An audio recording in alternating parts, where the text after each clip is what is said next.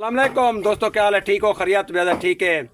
ये तो दे पे ट्राली भरी नहीं खड़ी है, लेकिन 5 चक्कर असा घेन के सिले दे हर भट्ठे ते द्रोक द्रोक थक पियो। कोई हिया दी सेल है के ना आई, कहीं दा मुंह सेल दा इडे, हाँ कहीं दा इडे, कहीं दा इडे, कोई खंगार, कोई बारशी, कोई कहीं जी।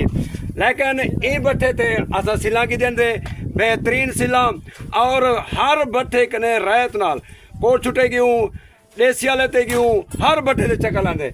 लेकिन बेहतरीन सेल इतना को मिलिए। ये भट्ठे की तो मैं लोकेशन दे देना। ये भट्ठा कहता है, भट्ठा है वे अनवर खान पठान दा, पैगा दे पचादी पासों रेलवे फाटक दे नाल भट्ठा है वे। टोटल होंदा मैं तो व्यू दिखाना। ये मजदूर सिला भरे करन 5 कहरा अजब खान सैफुल्ला पठान ये वडे उन्होंने, और उन्हें भट्ठा है वे बेहतरीन सिला इतना मिलते पैन। ये देखो 5 चक्कर मेरे रवाना थी गए, 6वां चक्कर भरींदा खड़े वे। सिला बेहतरीन जबरदस्त तो रिजल्ट ही दिखा लेना। अच्छा बिन्ने दे भट्ठे ने सिले के सेल भी वधी है। जेरा दोस्त गिनन चाहते को अपना पाएगा दे पचादी पासो रेलवे फाटक दे नाल ये भट्ठा खड़े वे। जबरदस्त बेहतरीन सीधा और साफ सुथरा सिला। ये आवाज सुनो सिले दी। ये मजदूर बिना भरेंदे खड़न।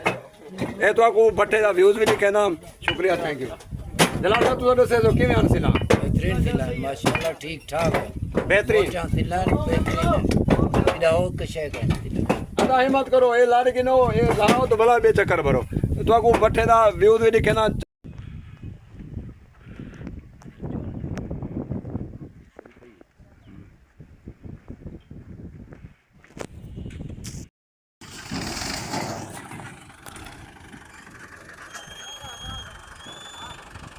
अलहमदुल्ला सिला ए लोड़ा भी लै गए बेहतरीन सिला जरा तो मैं निकालिया वो सिला इंशाल्लाह लै गए। बाकी बदी चक्कर दे रहा हमने